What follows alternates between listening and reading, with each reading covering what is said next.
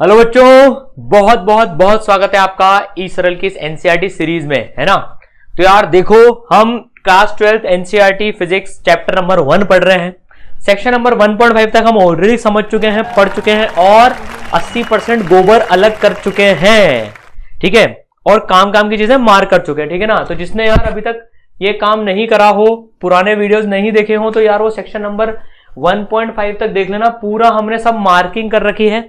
Cross का मतलब होता है कि यार ये नहीं पढ़ना है, ये काम का नहीं है, इसका इक्विवेलेंट पार्ट मैंने समझा दिया है, आपको इसको गो थ्रू करने की जरूरत नहीं है। तो एनसीईआरटी में काफी कम कर दिया हमने लाइंस काट कर।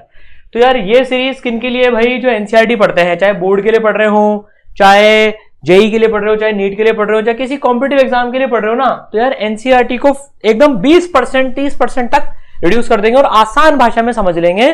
फटाफट से पूरा चैप्टर भी हमारा कंप्लीट हो जाएगा, ठीक है। तो यार जिन्होंने अभी तक सब्सक्राइब नहीं करा तो सब्सक्राइब कर लें। यार आज हम शुरुआत करेंगे कूलम्स लॉ की, और इसको बहुत जल्दी अपन इस पार्ट को खत्म करने वाले हैं। मोटा मोटा कंसेप्ट, कुछ प्रॉब्लम्स जिससे आपका पूरा कवर हो जाएगा। बोर्ड में क्या इंपॉर्टेंट है, जेई नीट में क्या इंपॉर्टेंट है, मैं सब इसमें बताने वाला हूं। तो इसको पूरा एंड तक देखना है, देखो बीच में मत छोड़ना, आधी अधूरी नॉलेज बिल्कुल बेकार होती है। चलो स्टार्ट करते हैं। तो यार देखो कूलम्स लॉ, ठीक है ना। अभी तक हमने क्या पढ़ा यार, चार्जेस के बारे में पढ़ लिया। पॉजिटिव चार्ज, नेगेटिव चार्ज, ठीक है। पॉजिटिव पॉजिटिव रिपेल करते हैं, नेगेटिव नेगेटिव रिपेल करते हैं, पॉजिटिव नेगेटिव अट्रैक्ट करते हैं। लेकिन भैया कितने मैग्नीट्यूड की फोर्स से रिपेल करते हैं, उनमें फोर्स क्या होती है ना, आज हम उसकी बात करेंगे। ये कूलम भाई साहब ने जो है हमको ये फॉर्मूला दिया था कि यार दो चार्जेस हो अगर, उनके बीच में फोर्स कितनी होती है। तो कूलम लॉ ने, कूलम भाई साहब ने जो लॉ दिया ना, वो क्या दिया, वो इस पूरे पैराग्राफ में लिखा हुआ है। अल्टीमेटली अगर दो पॉइंट चार्जेस हैं, भाई देखो दो पॉइंट चार्जेस हैं, Q1 और दूसरा पॉइंट चार्ज है मान लो Q2, इनके बीच की दूरी है मान लो R, ठीक है ना। तो कूलम लॉ के हिसाब से ये जो एक दूसरे पर फोर्स लगा रहे होंगे, मान लो दोनों पॉजिटिव हैं, तो यार एक दूसरे को इधर धक्का मार रहा होगा, एक इसको, भाई इसके ऊपर इधर धक्का लग रहा होगा फोर्स F, इसके ऊपर इधर धक्का लग रहा होगा। तो कूलम भाई साहब के हिसाब से ये जो फोर्स F है, ये है K Q1 Q2 by R square. K times K constant है, Q1 Q2 by R square, मतलब जो इनके बीच की दूरी है ना वो 1 बाय R, तो 1 बाय R स्क्वायर के प्रोपोर्शनल है फोर्स, और Q1 इंटू Q2 के प्रोपोर्शनल है, ठीक है। फील से सोचे, जितना ज्यादा चार्ज होगा उतनी ज्यादा फोर्स होगी, जितनी ज्यादा दूरी होगी इनके बीच में उतनी कम फोर्स होगी, समझ गए, ठीक है। तो यार ये जो पूरा फॉर्मूला है ना, K Q1 Q2 by R square, ये लिखा हुआ है, इसको बॉक्स बना लो यहां पर, ठीक है। रेड से करते हैं इसको अपन, राइट। और ये जो पूरा पैराग्राफ है इसमें आप मार कर लो E। मैंने क्रॉस नहीं करा, मैंने क्रॉस नहीं कर रहा। E is for easy. Easy का मतलब क्या है कि आपके पास में टाइम हो तो इसको पढ़ लेना, मतलब ये क्रॉस नहीं, ऐसा नहीं कि बेकार चीज है, नहीं यार ये काम की चीज है। इसमें लिखा हुआ है देखो, coulomb law about force between two charges, है ना। तो 2 पॉइंट चार्जेस के बीच में फोर्स है, तो ये काम का पैराग्राफ है। लेकिन ये इतना सिंपल है, तो जब मैं ई मार कर रहा हूं ना यार, यहां पर ई का हमारा मतलब क्या है, ई का मतलब यार ये इजी पैराग्राफ है। जब आप रिवीजन कर रहे हो अगर एनसीईआरटी में से, तो आपको ई वाली चीज पढ़ने की जरूरत नहीं है। अगर आपके पास टाइम कम है, तो आप सुपर फास्ट रिवीजन कर रहे हो, तो ये ई वाला पार्ट आप स्किप कर सकते हो। देखो आपने कूलम्स लॉ अभी पहली बार पढ़ रहे हो आप, मान लो, तो यार तब तो हम ये पैराग्राफ पढ़ेंगे, ठीक है ना। लेकिन जब हम कूलम्स लॉ को 2-4 बार यूज कर लेंगे, 5-6 बार आगे और अप्लाई कर लेंगे, तो यार हमारे लिए बिल्कुल बेसिक्स हो जाएगा अब ये। तो यार ये जो पैराग्राफ है उस समय काम का नहीं रहेगा, तो रिवीजन में आपका टाइम बचेगा, इसलिए मैंने ई मार करा है। E is for easy. E का मतलब हो गया इजी, मतलब इसको आपको रिवीजन के टाइम पे नहीं करना है, लेकिन ये काम का पैराग्राफ है फर्स्ट टाइम पढ़ने के लिए, ठीक है। तो यार पॉइंट चार्ज क्या होते हैं, पहले इसने ये भी बताया है, बता देता हूं यार, मतलब कोई पूछता नहीं है पॉइंट चार्ज क्या होता है, लेकिन हम कॉन्सेप्ट क्लैरिटी के लिए तो समझ लेते हैं। तो पॉइंट चार्ज वो होता है अगर चार्जेस की साइज बहुत छोटी हो उनके बीच में दूरी के मुकाबले, मतलब यार दो भले स्फेयर रखे हैं लेकिन वो बहुत दूर दूर रखे हुए हैं, वो एक दूसरे को देख रहे हैं तो उनको लग रहा है यार एक पॉइंट सा दिख रहा है, एक पॉइंट सा दिख रहा है, तो तब उस चार्ज को पॉइंट चार्ज की तरह से ट्रीट कर सकते हैं हम, जब दूरी बहुत ज्यादा हो चार्जेस के साइज के मुकाबले। यार ऐसे नहीं होता, अगर आप यार कभी एफिल टावर पे गए हो यार, किसी ऊंची बिल्डिंग से आपने नीचे देखा हो, तो यार वो लोग छोटे छोटे से दिखते हैं ना, एकदम पॉइंट जैसे दिखते हैं वो एकदम। या दूर का ऑब्जेक्ट देखें तो यार एकदम पॉइंट जैसा दिखता है ना। तारे मतलब यार पॉइंट जैसे दिख रहे हैं हमको, ठीक है ना, क्योंकि वो बहुत दूर है। सो दूरी ज्यादा हो साइज के कंपैरिजन में तो पॉइंट चार्ज होता है, ठीक है। बाकी डेफिनेशन लिख रही है कि चार्जेस के प्रोडक्ट के प्रोपोर्शन और 1/r² के प्रोपोर्शन होता है। आपको जो ध्यान रखना है k q1 q2 by r², k q1 q2 by r², ये पैराग्राफ काम का है, ठीक है ना। k की वैल्यू कितनी होती है बाद में लिखी हुई है, लेकिन मैं यही लिख लेता हूं, आप भी यही लिख लो, 9 × 10⁹ ऐसा यूनिट में जो है k की वैल्यू 9 × 10⁹ होती है। याद रखने में भी आसान है, 9 × 10⁹, ठीक है। तो कूलम भाई साहब ने क्या लॉ दिया कि दो चार्जेस हैं मेरे पास में, अगर Q1 Q2, तो उनके बीच में जो फोर्स होगी वो k Q1 Q2 by r² होगी। याद कर लो, k Q1 Q2 by r², k Q1 Q2 by r² होगी, ठीक है। और ये जो फोर्स है यहां पर लिखा हुआ है यार, ये लाइन ज्वाइनिंग के अलोंग लगती है, मतलब जो लाइन ज्वाइन करती है ना Q1 और Q2 को, तो यार Q1 और Q2 को जोड़ दो लाइन से एक। अब ये देखो लाइन ज्वाइनिंग के अलोंग ही है, अगर मैं डॉटेड लाइन को एक्सटेंड करूं तो देखो ये जो डॉटेड मेरी जो ये डॉटेड लाइन बनाई है, ये बिल्कुल फोर्स भी उसी के अलोंग लग रही है। तो लाइन ज्वाइनिंग के अलोंग लगती है फोर्स। दूर दूर कब होगी? जब अलाइक चार्जेस होंगे, मतलब पॉजिटिव पॉजिटिव होंगे तो दूर दूर धक्का देंगे, नेगेटिव नेगेटिव होंगे तो दूर दूर धक्का देंगे। पॉजिटिव और नेगेटिव हुए तो फिर अट्रैक्ट करेंगे, ये फोर्सेस फिर ऐसे लगेंगी ऐसे, अगर पॉजिटिव और नेगेटिव हुए तो लाइन ज्वाइनिंग के अलोंग लगती है। समझ गए सर? बिल्कुल समझ गए, k Q1 Q2 by r², ठीक है। अब ये जो पैराग्राफ है, ये कूलम भाई साहब इस पे कैसे पहुंचे ये आप बिल्कुल छोड़ सकते हो। कूलम भाई साहब कैसे पहुंचे इस लॉ के ऊपर में, ये कोई नहीं पूछता है। आउट ऑफ इंटरेस्ट आपको समझना है तो आप समझ लेना, बाकी आप यहां से लेकर पूरा यहां तक जो है आप इसको क्रॉस कर सकते हो, ये काम का नहीं है। इसको छोड़ सकते हो कि कैसे उसने चार्ज करके कैसे करा ना, क्या काम करा, वो आप पूरा छोड़ सकते हो। सिमिलरली यहां पर जो है ये वाला पार्ट भी आप छोड़ सकते हो, कोई टेंशन की बात नहीं है। अगेन फिर मैं जैसे बोलता हूं यार, बहुत टाइम हो तो ये सब चीज पढ़ लेना, नहीं तो छोड़ देना। ये कूलम भाई साहब की जन्मपत्री है, इसको पढ़ना चाहो तो आप पढ़ लेना, ठीक है ना। इंडियन साइंटिस्ट होते तो मैं बोल देता पढ़ लेना यार, बट ये आपके लिए ऑप्शनल है, ठीक है। चलो कोई टेंशन नहीं है। अब यार इसमें भी जो है ये यहां पर से लेकर ये यहां तक कोई काम का नहीं है, कोई काम का नहीं है। k की वैल्यू बता रहा है SI यूनिट में इतनी होती है, जो मैं ऑलरेडी आपको बता चुका हूं पहले। k कांस्टेंट है 9 × 10⁹, ठीक है।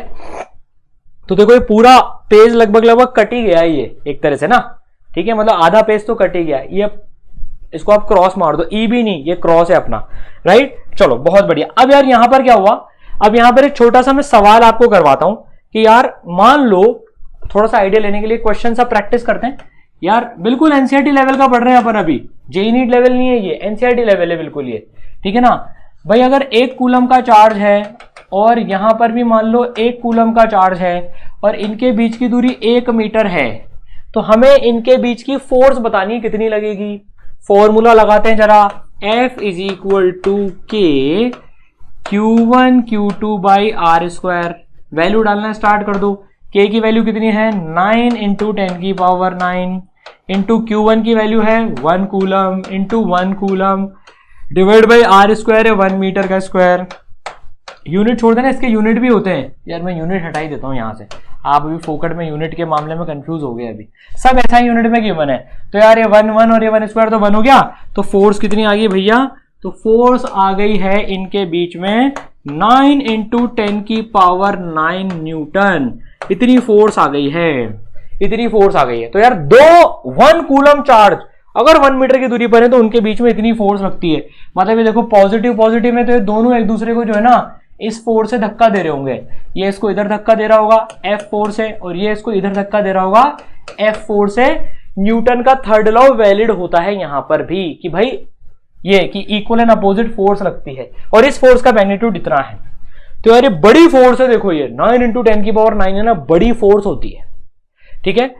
अब कई लोग क्या करते हैं यार, तो यार मतलब 1 कूलम एक बड़ा चार्ज है, 1 कूलम एक बड़ा चार्ज है। तो छोटे यूनिट भी होते हैं कूलम के, छोटे यूनिट भी होते हैं कूलम के, वो यहां पर गिवन है माइक्रो कूलम और या मिली कॉलम या माइक्रो कूलम, मिली और माइक्रो पता है हमको, ठीक है, वो टेंशन लेने की बात नहीं है। अब 1 कूलम जो है ना, लोग इससे डिफाइन कर देते हैं कई बार कि यार 1 कूलम एक ऐसा चार्ज है when placed at distance of 1 metre from another charge of same magnitude in vacuum experience in electric force repulsion of magnitude this. अंग्रेजी में मत जाओ, अपनी अकल लगाओ यार। ये बोल रहा है 1 कूलम एक ऐसा चार्ज है जो कि अगर एक कूलम के दूसरे चार्ज से 1 मीटर की दूरी पर रखा हो तो उनके बीच में जो फोर्स लगेगी, वो 9 × 10⁹ न्यूटन की लगेगी, वो यहां पर बता रहा है। ठीक है, समझ गए, बहुत बढ़िया। अब एक और इंपॉर्टेंट बात आती है, ये एक और इंपॉर्टेंट फॉर्मूला आया है, इसको अंडरलाइन कर लो भैया, इसको अंडरलाइन कर लो कि भाई ये जो k है ना, ये k एक्चुअली में होता क्या है, 1/4 पाई एप्सिलॉन नॉट। जो k होता है वो होता है 1/4 पाई एप्सिलॉन नॉट, और ये एप्सिलॉन नॉट कहलाता है permittivity of the free space. Permittivity of free space, sir ये नाम कैसा है, परमिटिविटी ऑफ फ्री स्पेस। थोड़ा इसकी बाद में फील आएगी आपको कि यार फ्री स्पेस कितना परमिट कर रही है वो बाद में आएगी, पर अभी याद कर लो यार, अभी बहुत जल्दी हो जाएगा, मैं आपको बता दूंगा, अभी ये तो फील नहीं आएगी आपको। परमिटिविटी ऑफ फ्री स्पेस, ठीक है, इसकी वैल्यू कितनी होती है एप्सिलॉन नॉट की, 8.854 × 10⁻12, 8.854 × 10⁻12। ये निकाल सकते हो आप k की वैल्यू से। इनफैक्ट जो k की वैल्यू है, देखो हमने क्या पढ़ा अभी, k की वैल्यू कितनी है, देखो अभी यहां से अगर मैं आपको ये बताऊं तो यार k जो आया 1/4 पाई एप्सिलॉन नॉट आया। पता है हमने यहाँ पर वैल्यू डाली ना, 4 × पाई की वैल्यू 22/7 डाल देंगे, इंटू एप्सिलॉन नॉट की वैल्यू 8.85 × 10⁻12। ये जब डाली ना, ये चीज ही निकल के आई 9 × 10⁹। समझ गए? तो आपको दोनों वैल्यूज याद रखनी है, 9 × 10⁻9 भी रखनी है, और 8.85 × 10⁻12 ये भी ध्यान रखनी है एप्सिलॉन नॉट की वैल्यू। एग्जाम में कैलकुलेट करने नहीं बैठ सकते हैं अपन इस वैल्यू को, समझ गए ना? तो यार ये ऐसे आती है, k की वैल्यू उतनी आती है। जेई और नीट की अगर मैं बात करूं पर्टिकुलरली, तो यार वहां पर एप्सिलॉन नॉट का डायमेंशन फॉर्मूला भी पूछ लेते हैं, बोर्ड में नहीं आता है ज्यादा ये, लेकिन जेई और नीट में एप्सिलॉन नॉट का डायमेंशन फॉर्मूला भी पूछ लेते हैं। वो मैंने मेन लेक्चर्स में, जो इसरल के लेक्चर्स हैं उसमें डिराइव करवाया जेई और नीट के लिए, ठीक है ना यार। जेई और नीट का गेम अलग चलता है, अभी हम एनसीईआरटी पे फोकस कर रहे हैं, ठीक है ना। चलो, तो ये हो गया 1/4 pi epsilon not Q1 Q2/r², magnitude की बात हो रही है यहां पर अभी, ठीक है, समझ गए। चलो बहुत बढ़िया, आगे बढ़ते हैं भाई साहब, आगे बढ़ते हैं। ओहो, अब देखो एनसीईआरटी ने अपना रूप दिखा दिया खतरनाक वाला। अब क्या हुआ देखो यार, अब यहां पर क्या हुआ यार, सीधे ना अब एनसीईआरटी ने वेक्टर फॉर्मेट में फोर्स इंट्रोड्यूस करवा दी, ठीक है ना यार भाई, कि vector, since 4 is a vector it is better to write Coulomb's law in the vector notation. साहब हम एग्री करते हैं, since 4 is a vector, force vector quantity है, कूलम लॉ को हम वेक्टर फॉर्मेट में लिख लेंगे, लेकिन यार मैं छोटा बच्चा हूं अभी, मैं अभी कूलम लॉ मैंने जिंदगी में पहली बार पढ़ा है, और तुमने यार यहां पर वेक्टर नोटेशन इतनी इंट्रोड्यूस कर दी, और मेरी तो बैंड बज गई ना यार। मैं सब सीख लूंगा, मैं बोल रहा हूं ना, मैं सब सीख लूंगा, लेकिन यार कुछ सोचो तो सही, थोड़ा मेरे को एक बार कूलम्स लॉ की फील तो आने दो यार, है क्या चीज वो, कैसे हो रहा है, क्या हो रहा है, अब क्या होता है। इसलिए एनसीईआरटी पिटती है, मैं यार बोलना नहीं चाहता, पर यार मैं मुंह से बोल रहा हूं, मतलब ये चीज की यार एनसीईआरटी बच्चे इसलिए पसंद नहीं करते यार भाई। अब ये मेरे को अभी तक फील ही नहीं है कूलम लॉ की, कुछ यार 2-4 एग्जाम्पल मुझे प्रैक्टिस कराओ यार। मतलब यार मैं वेक्टर फॉर्मेट में पढ़ लूंगा, पहले मेरे को कुछ बेसिक एग्जांपल तो प्रैक्टिस कराओ, है ना। अब देखो ये पूरी वेक्टर फॉर्म पढ़ा दी, उसके बाद में जब पहला एग्जांपल लिया ना एनसीईआरटी ने, पहला जो एग्जांपल लिया वो इतना खतरनाक लिया कि यार बच्चा इसको ना किताब को मतलब साइड रख देता है कि भाई तुम दूर हो जाओ। यार मैं सब पढ़ लूंगा कि ग्रेविटेशन और इलेक्ट्रोस्टैटिक फोर्स का मेरे को कंपैरिजन करा दिया यहां पर।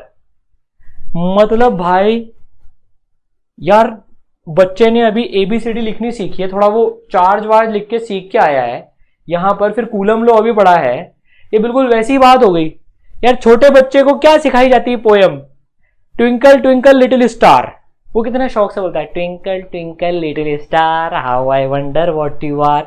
सेकंड लाइन देखो क्या है, how I wonder what you are. अब मान लो अगर एनसीईआरटी वालों को छोटे बच्चे को पोयम पढ़ानी होती ना, तो पता है वो कैसे पढ़ाते, अबे ट्विंकल ट्विंकल लिटिल स्टार नहीं होता है, it is refraction refraction big star होता है वो। अभी बच्चा बेचारा एबीसीडी सीख के आया, तुम उसको बोल रहे हो रिफ्रैक्शन रिफ्रैक्शन बिग स्टार। भाई वो मतलब वो जो देख रहा है पहले वो तो समझा दो उसको, रिफ्रैक्शन रिफ्रैक्शन बिग स्टार ऐसी की तैसी कराओ। तो यार पहले मैं नहीं पढ़ाऊंगा ये, पहले मैं आपको ना 2 एग्जाम्पल कराता हूं, थोड़ी इसकी फील तो आए यार। मतलब देखो मैथ्स जरूरी है, मान रहा हूं इस चीज को मैं, लेकिन थोड़ी यार फिजिक्स की फील तो आओ। पहले बच्चे को यार अपना तो बनाओ, बच्चे का थोड़ा दिल तो जीतो पहले कि यार कूलम्स लॉ तेरे को समझा दिया, अब तू थोड़ा सा वेक्टर फॉर्मेट में आ जा। नहीं तो पहले थोड़े से मैं 2 क्वेश्चन आपको करा देता हूं यहां पर, जिससे यार कूलम लॉ की आपको फील आ जाए, है ना, ये जरूरी है। चलो तो यार हमने क्या फॉर्मूला लिखा, F इज इक्वल टू के Q1 Q2 by are square. ठीक है, अब मैं छोटा सा चार्ज लेता हूं एक यहां पर, छोटा सा चार्ज मतलब वैसे चार्ज बड़ा है, ठीक है, 2 कूलम का मैंने चार्ज लिया, और मैंने यहां पर एक ले लिया मान लो +4 कूलम का चार्ज। ठीक है, और इसको रख दिया 3 मीटर की दूरी पर। ठीक है, अब इनके बीच में फोर्स निकालने हैं आपको। तो यार हमने पढ़ा है मैग्नीट्यूड इस फॉर्मूले से निकालेंगे, मैग्नीट्यूड इस फॉर्मूले से निकालेंगे, निकालते हैं भाई, वैल्यू रखते हैं 9 × 10 की पावर 9, है ना, ठीक है, इंटू Q1 कितना है 2 कूलम, सब ऐसा यूनिट में है तो मैं यूनिट लिख रहा हूँ, इंटू 4 डिवाइड बाय 3 स्क्वायर, ये 3 मीटर की दूरी पर है, तो 3 स्क्वायर से ये गया तो ये आ गया 2 4 8, 8 × 10 की पावर 9 न्यूटन। तो इन दोनों चार्जेस के बीच में 8 × 10 की पावर 9 न्यूटन की फोर्स है, 8 × 10 की पावर 9 न्यूटन की फोर्स है इन दोनों चार्जेस के बीच में। अब देखो डायरेक्शन की बात करते हैं अपन। अब डायरेक्शन हमने क्या सीखा, मैं डायरेक्शन चलो ब्लू से बनाता हूं यहां पर। डायरेक्शन हमने क्या सीखा था कि लाइन ज्वाइनिंग के अलोंग लगती है, तो पहले लाइन ज्वाइनिंग तो एक्सटेंड कर लेते हैं, पहले लाइन ज्वाइनिंग एक्सटेंड कर लेते हैं भैया। ये लाइन ज्वाइनिंग एक्सटेंड कर ली हमने, है ना, मतलब ये दोनों को सीधी लाइन मिलाने वाली लाइन के अलोंग लगेगी फोर्स। अब यार पॉजिटिव पॉजिटिव है दोनों, तो बताओ positive positive sir attract each other, अबे रिपेल ईच अदर, तो ये यहां पर रिपेल करेगा F, और ये इसको इधर धक्का देगा, रिपेल मतलब धक्का, ये दोनों एक दूसरे को धक्का देंगे। कितने मैग्नीट्यूड से देंगे, 8 × 10 की पावर 9 न्यूटन के मैग्नीट्यूड से देंगे। ठीक है, चलो बहुत बढ़िया, समझ गए। अब देखो, अब मजे की बात क्या है, अब पूरा कूलम लॉ आपको ना समझ में आ जाएगा। अब मानो ये +2 कूलम होता, ध्यान से सुनना, और ये यहां पर -4 कूलम होता, +2 कूलम और -4 कूलम, है ना। अब आप देखो, अब कोई हमसे ये सवाल पूछता है और ये 3 मीटर की दूरी पर है, यार थोड़ी स्ट्रेट लाइन ढंग से नहीं बनी, it is a straight line, ठीक है ना, 3 मीटर +2 कूलम -4 कूलम।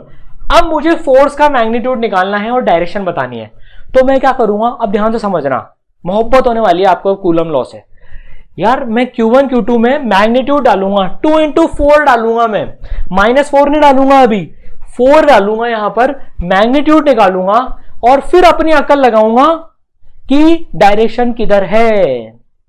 तो यार एक पॉजिटिव है एक नेगेटिव है, तो यार अब मैं क्या करता हूं, positive and negative attract each other, एक दूसरे को खींचेंगे एक दूसरे की तरफ ही।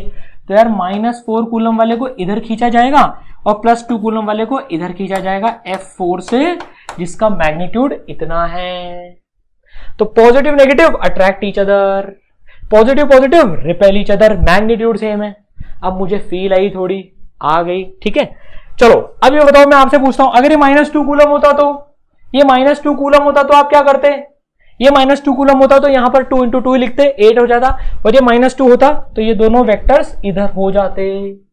अब देखो मैंने प्यार से चुपके से वेक्टर टर्म भी इंट्रोड्यूस कर दिया, ताकि जब एनसीईआरटी वाले वेक्टर की बात करें तो हम उनकी बात समझ लें, ठीक है। तो ये इधर होते, negative negative repel each other. तो यार ये अगर ये जैसे -2 कूलम है, रेड से बना लेते हैं इसको, यार बच्चे बोलेंगे सर ये ब्लू ब्लू रेड रेड, ऐसा नहीं करो, रेड से बना लेते हैं। ये देखो, ये अगर -2 कूलम होता और ये -4 कूलम होता, ठीक है, तो लाइन एक्सटेंड कर दी, फोर्स में अभी येलो क्या रे, येलो येलो डर्टी फेलो नहीं, ये इससे बनाएंगे एफ और ये एफ, मैग्नीट्यूड सेम होता अभी 8 × 10⁹, फॉर्मूला भी सेम लगाता। तो क्या सीखा, फॉर्मूला लगाओ, अकल मत लगाओ, जो अवेलेबल है वो लगाओ, ठीक है। सर ने मजे ले लिए, कोई बात नहीं, ठीक है। फिर दिमाग लगाओ यार, positive negative negative negative positive positive देख करके डायरेक्शन किधर होगा, लगाना आ गया ना कूलम लॉ, गलती नहीं करोगे, बहुत बढ़िया। अब आपको कोई नहीं डरा सकता। अब देखो, अब आपको ये जो चीज है ना, ये भी एकदम अच्छे से समझ में आ जाएगी। देखो अभी, अब टेंशन लेने की जरूरत नहीं है, अब आराम से समझते हैं। देखो इसको यार, ये दो वो है Q1 Q2, लाइन ज्वाइनिंग के अलोंग फोर्स लगेगी, ठीक है ना। तो यार R21 वेक्टर के फॉर्मेट में बोल रहा है ये, मतलब ये जो ये ओरिजिन है, ये R1 वेक्टर Q1 की लोकेशन, R2 वेक्टर Q2 की लोकेशन, इनका पोजीशन वेक्टर हो गया ये R2 वेक्टर और ये R1 वेक्टर। ये जो डार्क से लिखती है ना एनसीईआरटी, इसका मतलब है ये वेक्टर साइन लगा हुआ है इनके ऊपर में। जो डार्क से लिखती है एनसीईआरटी, मतलब वो वेक्टर क्वांटिटी से साइन लगाने में कंजूसी करते हैं, इसका मतलब यार ये वेक्टर है, ये समझ जाना आप, ठीक है ना। तो यार R21 वेक्टर जो है R2 - R1 है, ठीक है। अभी मुझे R12 मत बताओ, पहले मुझे एक तो सिखाओ यार, कम से कम R21 वेक्टर R2 - R1 है। तो यार इन्होंने क्या करा, कुछ नहीं करा, बहुत सिंपल सी बात कर दी यार इन्होंने। ये ध्यान दो आप, तो ये ध्यान दो यहां पर इस फॉर्मूले पे, पहले मैग्नीट्यूड लिखो। एक वेक्टर के पास में दो चीजें होती है, आराम से समझते हैं। देखो एक वेक्टर के पास में, यहां समझाता हूं आपको, देखो एक वेक्टर के पास में दो चीजें होती है, डायरेक्शन और मैग्नीट्यूड। ब्लू से लिख लेते हैं, तो F = पहले मैग्नीट्यूड लिखो 1/4πε0, के बदले लिख रहा हूं ये, ठीक है, Q1 Q2/r², राइट। अब उसका डायरेक्शन में क्या लिखूं, मैं डायरेक्शन क्या लिखूं, तो देखो अगर मान लो फर्स्ट चार्ज है, ये Q1 चार्ज है और ये मेरा Q2 चार्ज है मान लो, ठीक है ना, और ये लाइन ज्वाइनिंग है, ये थोड़ी सी ऐसी टेढ़ी लाइन है, टेढ़ी, तो कोई बात नहीं, टेढ़ी लाइन के अलॉन्ग ही फोर्स लगेगी। तो यार जो फोर्स लगेगी ना, फोर्स लगेगी, और ये जो वेक्टर है R21 वेक्टर, ये जो वेक्टर है, अगर इसको रेड से बनाए इस वेक्टर को अपन, तो यार ये जो वेक्टर है ना, ये वाला जो वेक्टर है, this is R21 vector. Board में कई बार पूछते थे यार कूलम लॉ को वेक्टर फॉर्मेट में बताओ, इसलिए मैं बता रहा हूं आपको ये। तो ये R21 वेक्टर है, ये जो वेक्टर है ना आपको यहां से यहां तक ज्वाइन करने वाला, ये R21 वेक्टर है। क्या है ये? R21 vector. अब मुझे डायरेक्शन बताना है। अगर 11th क्लास याद हो, बचपन की याद हो अगर 11th क्लास, तो कभी किसी भले आदमी ने बताया होगा कि डायरेक्शन यूनिट वेक्टर की मदद से बताते हैं। किसकी मदद से बताते हैं? यूनिट वेक्टर की मदद से बताते हैं। और वो यूनिट वेक्टर क्या है? R21 कैप, कैप से बताते हैं यूनिट वेक्टर, जो डायरेक्शन बताता है, जो कि क्या होता है? R21 vector divided by R21 vector का मैग्नीट्यूड, ये R21 कैप होता है। ठीक है, तो बस अब मैं वेक्टर फॉर्मेट में लिखने की कोशिश करता हूं। F वेक्टर 2 1 लिखता हूं यहां पर, force on 2 due to 1, force on 2 due to 1, ये क्या है? Force on 2 due to 1 is equal to, पहले चुपचाप फॉर्मूला लिख लो, ε0 Q1 Q2 बाय R²। कौन सा R? R21 जो वेक्टर है उसका मैग्नीट्यूड का स्क्वायर, ये तो R21 का स्क्वायर हो गया, इनटू डायरेक्शन क्या है? बस डायरेक्शन लिख दो यूनिट वेक्टर की। ये आपका coulomb law in vector format हो गया। R² को मैंने R21 का मैग्नीट्यूड लिख दिया और R21 का कैप लगा दिया, which is unit vector. That's all, that's all, that's all, that's all, that's all. ठीक है, समझ गए? तो आप यार ये सब कुछ भी मत पढ़ो, ठीक है ना, दिखावे पे मत जाओ, अपनी अकल लगाओ। ठीक है, ये चीज, और ये यहाँ पर गलत लिखी हुई है, ये माइनस साइन आएगा यहाँ पर एक, ये ठीक है ना, ये यहाँ पर गलत लिखा हुआ है भाइयों, ये माइनस साइन आएगा, ये -R12 कैप है ये, ठीक है ना।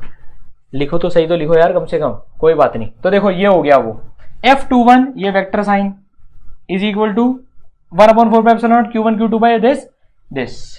अब इसमें आप एक काम कर सकते हो, अगर आप वेक्टर में फॉर्मूला लगा रहे हो ना, अगर आप वेक्टर में फॉर्मूला लगा रहे हो तो यहां पर Q1 Q2 को साइन के साथ डाल देना।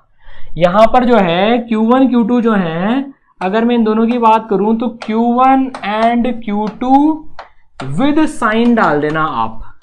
अगर आप बाय चांस आपसे कोई वेक्टर में जबरदस्ती फॉर्मूला लगाने के लिए बोले, वैसे कोई नहीं बोलता है लेकिन बोले, तो भाई अगर कोई हमसे वेक्टर में लगाने के लिए बोले तो यार Q1 Q2 जो है ना, उन दोनों को आप साइन के साथ डाल देना, प्लस तो प्लस माइनस तो माइनस, अपने आप ये वेक्टर डायरेक्शन डिसाइड कर लेगा।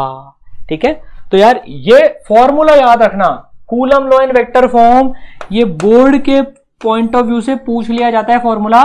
जेई नीट में कोई नहीं लगवाएगा आपसे ये फॉर्मूला, वहां तो क्वेश्चंस बनते हैं, वो आप कैसे भी सॉल्व करो, लेकिन एक क्वेश्चन बोर्ड में आ जाता है कि right coulomb law in vector form, 1 number का क्वेश्चन आ जाता है, इसलिए ध्यान रखना है इसको। ठीक है, राइट, चलिए बहुत बढ़िया। अब यार ये पढ़ने की हमें बिल्कुल भी जरूरत नहीं है, मतलब यार ठीक है, इसको मैं इजी मार्क कर रहा हूं, this is easy.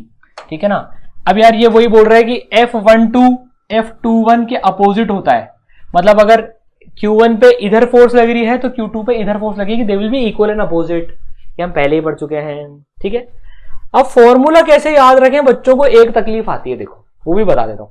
R21 R21 R12 कब कौन सा आता है, तो यार अगर यहां पर 21 लिखा हुआ है ना, तो सब जगह 21 21 21 21 आएगा। देखो यहां पर ये ट्रिक है, इसकी ट्रिक क्या है कि 21 एवरीवेयर, हर जगह जो है 21 का 21 ही आएगा। अगर F21 है तो R21 और R21 ही आएगा, समझ गए? चलो वेरी गुड। ठीक है, आगे बढ़ते हैं। Newton agree with third law, we know that, ऐसी की तैसी कराओ, हमको पता है अभी। ठीक है, और ये वाला पार्ट भी हटाओ, आगे वाले चैप्टर में आएगा ये, इसको भी पढ़ने की भी जरूरत नहीं है। राइट, चलिए ऑसम।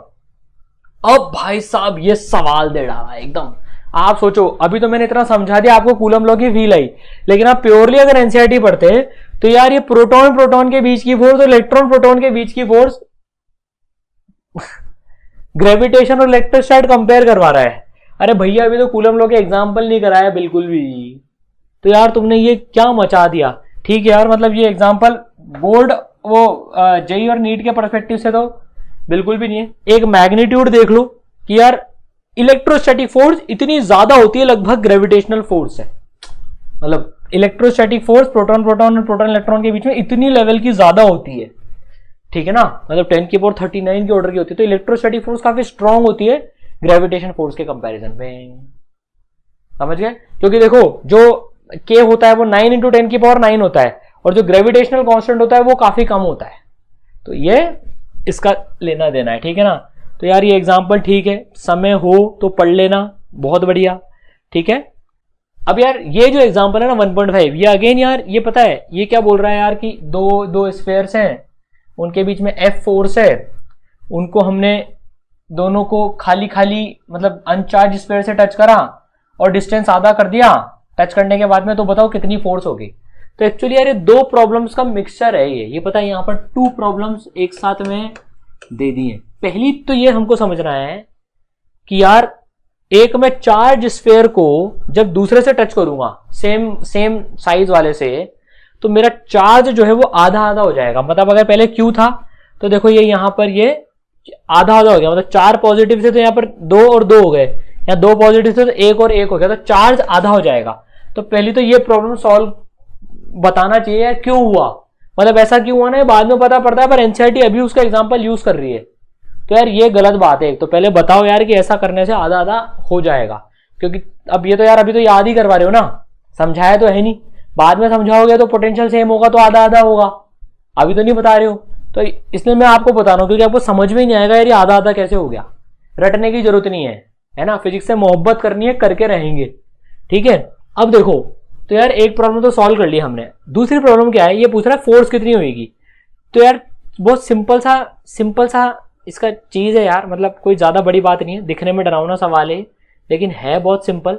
तो क्या है, Q आधा आधा हो गया, मतलब पहले वाले पे चार्ज Q मानो, दूसरे वाले पे Q' मानो, तो Q/2 हो गया, Q'/2 हो गया, मैंने बोला ना आधा आधा हो जाएगा चार्ज, और उनके बीच में डिस्टेंस आधा कर दिया, तो यार ये 1/2 और ये 1/2 का स्क्वायर, तो ये सब कट जाएंगे, उतना को उतनी ही फोर्स आ जाएगी। तो आंसर फोर्स का बिल्कुल सेम आएगा। तो पहले जितनी लग रही थी उतनी ही फोर्स लगेगी, क्योंकि हमने चार्ज आधा कर दिया और डिस्टेंस भी आधा कर दिया, तो दोनों पे चार्जेस आधे आधे कर दिए और डिस्टेंस आधा कर दिया, फोर्स में कोई बदलाव नहीं आया। चार्ज कम हुए तो फोर्स कम हुई, डिस्टेंस कम हुआ तो फोर्स बढ़ी, और वो उतनी बढ़ी जितनी चार्जेस ने घटाई थी, तो बात बराबर पड़ गई, तो फोर्स उतनी की उतनी रही इस केस में, इस पर्टिकुलर एग्जांपल में।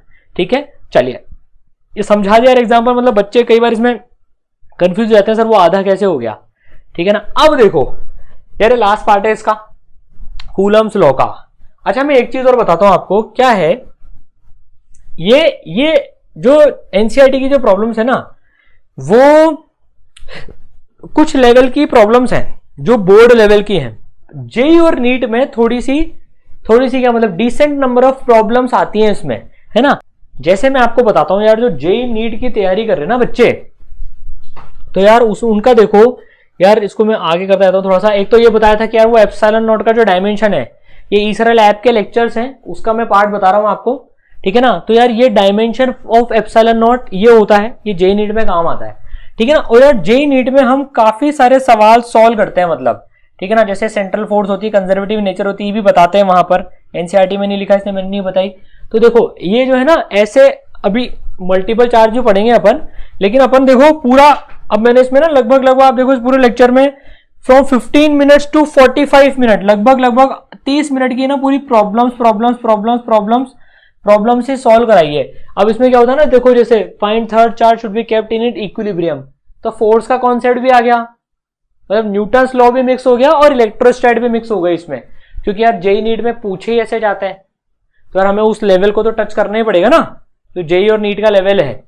ठीक है ना, तो चलते जा रहे हैं और फिर टफनेस लेवल चीजों की एंड तक आते आते बढ़ती जा रही है। ये दो पेंडुलम वाला सवाल है ना, कि ये दो थ्रेड से टांगे हुए, अब ये आया हुआ है प्रीवियस ईयर्स में, तो ये हमने पूरा लिया। तो इसमें काफी सारे क्वेश्चंस हैं जेई नीट के लेवल पे, तो ठीक है ना, लेकिन बोर्ड में सिंपल क्वेश्चन आते हैं इसमें और जेई नीट पे टफ आते हैं। तो आप सिर्फ एनसीईआरटी से जेई नीट की प्रॉब्लम्स नहीं कर सकते हो, आपको जेई नीट के लेवल पे जाना पड़ेगा। ठीक है, तो चलिए, दो पॉइंट चार्जेस के बीच में कितनी फोर्स होती है ना, वो तो समझ लिया, लेकिन यार जिंदगी इतनी आसान तो होती नहीं है सर, वैसे भी कहां आसान है, ये दुनिया भर के लफड़े हैं। ठीक है ना, इसके अलावा भी सर बहुत सारे दूसरे लफड़े भी हैं, अरे उन लफड़ों की बात नहीं कर रहे हैं अभी अपन। यार दो पॉइंट चार्जेस के अलावा दुनिया में और बहुत सारे भी तो चार्जेस हो सकते हैं ना यार, जरूरी दो हो, तीन हो सकते हैं, चार हो सकते हैं। तो यार अब जब दो से ज्यादा होंगे तो फोर्स कैसे कैलकुलेट करेंगे, वो समझना है हमको इस सेक्शन में, फोर्सेस बिटवीन मल्टीपल चार्जेस। लेकिन जिस तरह से एनसीईआरटी ने समझाया ना, मैं उस तरह से नहीं बताऊंगा, क्योंकि यार ये थोड़ा सा डरावना मंजर है, थोड़ा सा यार देखकर ही जो है ना बैंड बज जाती है, क्या मैथ्स आ रहा है, मतलब ये यहां पर ना पूरा ये यार बड़ा सिंपल है। और एक फॉर्मूला मैं इसमें आपको बताऊंगा जिसको आपको अप्लाई करना है, जो आप वेक्टर्स में पढ़ के आए हो ना, उससे आपको चीजें सॉल्व करनी है। ठीक है, तो यार फोर्स बिटवीन मल्टीपल चार्जेस जो हैं वो बहुत सिंपल कॉन्सेप्ट है, अगर हम उसको ढंग से पढ़ें जिससे कि फिजिक्स दीवाने बन जाए हम। ठीक है ना यार, फिजिक्स वही जो दीवाना बना दे लिटरली में। ठीक है, चलो अब यार जैसे हमने मानो ये यहां पर सपोज करो कि ये एक चार्ज है Q1 है ना। ठीक है यार, अब एक दूसरा चार्ज है यहां पर Q2।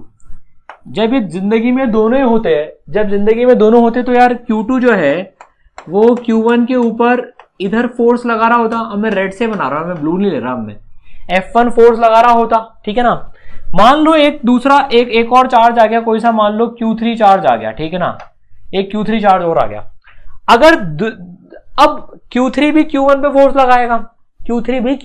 लगाएगा, अब आप ऐसा मानो, ऐसा समझो, अगर दुनिया में Q2 नहीं होता तो Q1 और Q3 के बीच में क्या फोर्स होती, Q1 पे Q3 क्या फोर्स लगाता, इधर लगाता, उसको मैं बोल रहा हूं F3 बोल रहा हूं यार, इसको F1 नहीं बोलते हैं, इसको बोलते हैं F2 बोलते हैं हम, है ना, F2, और इसको F3 बोल रहा हूं मैं अभी एक बार को। ठीक है ना, सब 1 पे लगा रहे हैं। ठीक है ना, 3 वाला 2 वाला F2 लगा रहा है, 3 वाला F3 लगा रहा है। मान लो यार एक और होता यार, चौथे नंबर का चार्ज होता Q4, तो यार वो कितनी लगाता, वो लगाता इतनी, F4 लगाता वो। ठीक है ना, F4 फोर्स लगाता वो। तो यार प्रिंसिपल ऑफ सुपरपोजिशन क्या कहता है, प्रिंसिपल ऑफ सुपरपोजिशन। ये स्कूल वाला प्रिंसिपल नहीं है, प्रिंसिपल वाला प्रिंसिपल है।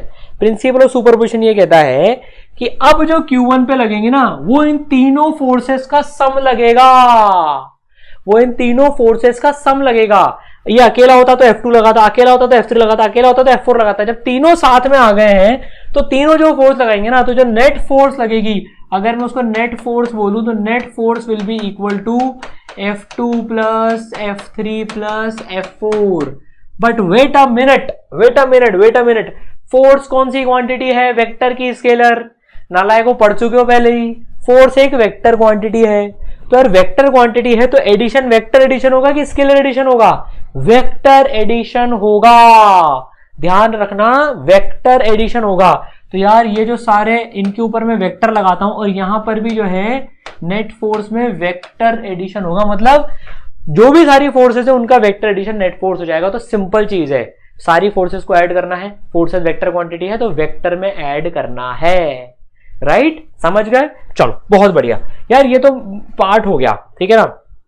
अब थोड़ा जो फॉर्मूला मुझे आपको समझाना है ना, वो क्या फॉर्मूला है कि यार देखो, अगर एक F1 फोर्स किसी पे, या F1 फोर्स इधर लग, F2 ले लो यार, ठीक है, F2 ले लेते हैं हम, चलो F2 फोर्स इधर लग रही है और सपोज करो किसी पे F3 फोर्स इधर लग रही है, इनके बीच में एंगल है थीटा, इनके बीच में एंगल है थीटा, 45, 30, 60 डिग्री कुछ भी हो सकता है, 90 डिग्री, 180 डिग्री, 270 डिग्री कुछ भी हो सकता है।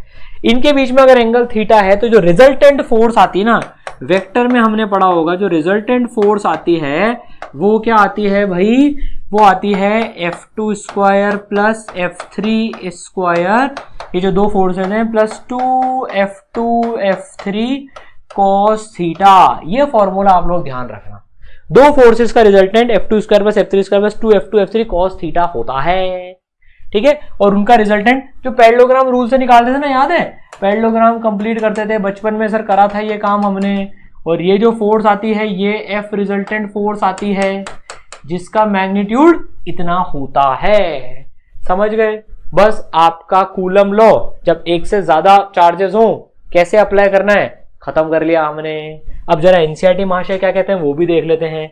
ये भी बिल्कुल सेम बात ही बोल रहे हैं कि भैया जब एक से ज्यादा फोर्स हो तो इस तरह से लगाओ, इसको क्रॉस करो, मैंने समझा दिया, इसको इजी करो। ये टाइम हो तो पढ़ लेना, यहाँ पर पूरा सार लिखा हुआ है कि प्रिंसिपल ऑफ सुपरपोजिशन से ऐड कर लो, F1 F2 F3 सारी जुड़ती जाएंगी।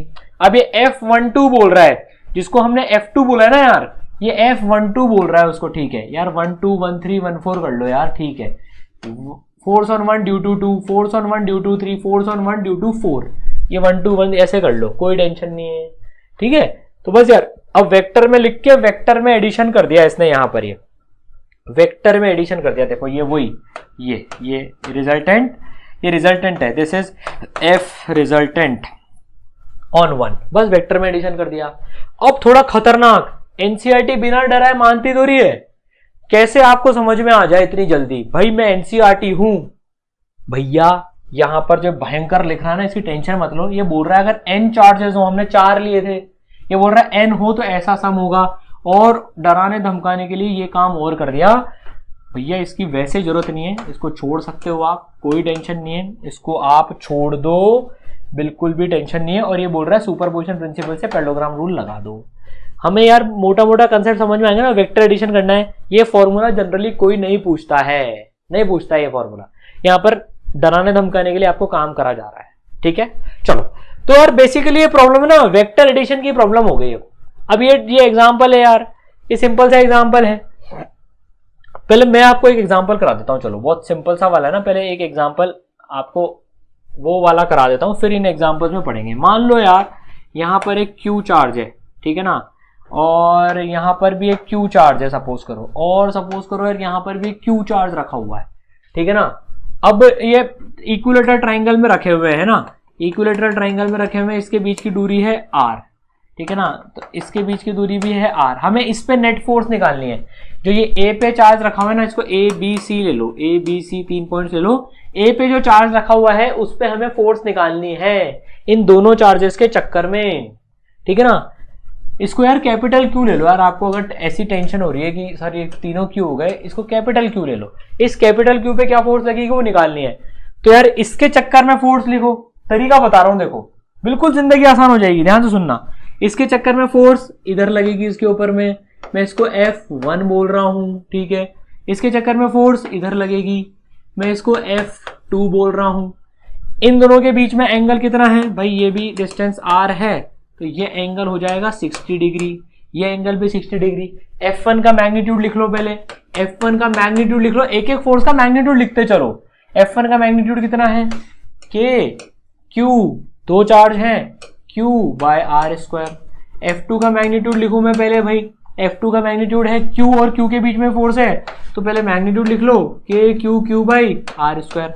लो भाई ये तो दोनों सेम ही आ गए, ये तो दोनों सेम ही आ गए, तो ठीक है, इन दोनों को हम F के बराबर बोल देते हैं। तो अब सिंपल प्रॉब्लम क्या हो गई आपके सामने, ध्यान से समझना। देखो बड़ी प्रॉब्लम को हमने छोटा कर दिया, सिंपल प्रॉब्लम क्या हो गई यार, दो फोर्सेस हैं F और F जो कि 60 डिग्री एंगल पे लग रहे हैं, दो फोर्सेस हैं F और F, तो मैं यहां पर बना लेता हूं F और ये लग रहे हैं 60 डिग्री एंगल पे।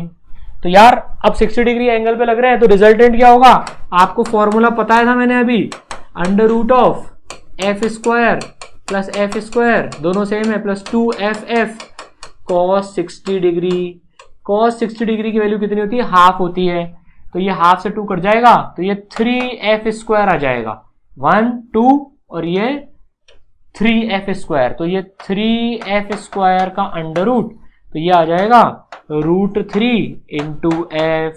तो जो रिजल्टेंट फोर्स है वो √3 इंटू F हो गई, और ये 60 डिग्री है तो बिल्कुल बीचों बीच लगेगी, यहाँ पर दोनों फोर्सेस बराबर हैं। तो जो रिजल्टेंट है वो मैं ब्लू से मार्क कर देता हूँ, यहाँ पर बड़ी आसानी से हमने कैलकुलेट कर ली, काम खत्म हो गया।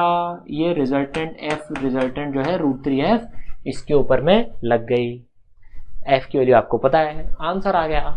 समझ गए, तरीका समझ गए। एक से ज्यादा चार्जेस हो तो एक के चक्कर में फोर्स लिखो, दूसरे के चक्कर में फोर्स लिखो, दो एंगल देखो उनके बीच में पैरेललोग्राम लगाओ, दो में तो काम कर जाएगा ये, दो से ज्यादा में हो तो जो वेक्टर में आप सीख के आए हो वो लगा लेना। आपके पास दो वेक्टर से ज्यादा वेक्टर्स हो तो उसको आई कैप जे कैप में करके कर लेना यार, ठीक है। चलिए बहुत बढ़िया, तो यार ये सवाल पढ़ लेना। अब इसमें क्या है, बीच में चार्ज रख दिया Q Q Q, बीच में कैपिटल Q, इक्विलेटरल ट्राइंगल पे, तो ये एक इधर लग रही है, एक इधर लग रही है, एक इधर लग रही है, तीनों सिमेट्रिकल हैं, बिल्कुल एकदम तीनों सिमेट्रिकल हैं, तो इनका रिजल्टेंट मतलब तीनों 120 120 120 डिग्री पे लग रही है, इनका रिजल्टेंट 0 आता है। 120 120 120 पे तीन फोर्स बराबर मैग्नीट्यूड की लगती है तो 0 आता है, ठीक है।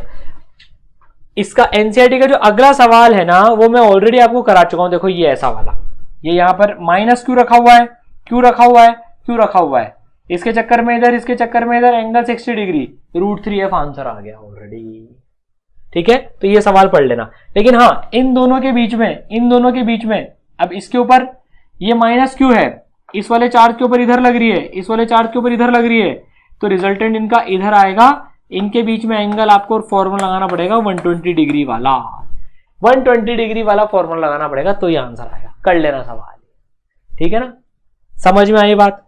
तो देखो हमने पूरा कूलम लॉ जो है, ये पूरा कूलम लॉ एनसीईआरटी के हिसाब से विद एग्जांपल्स हमने कंप्लीट कर लिया, ठीक है। अब नेक्स्ट वाले पार्ट में हम पढ़ेंगे इलेक्ट्रिक फील्ड, ठीक है ना। तो यार पूरा कूलम्स लॉ समझ लिया, ठीक है, मचा देना है, फोड़ देना है, और एनसीईआरटी में मार्किंग साथ में करती जानी है। चलो ऑल द बेस्ट।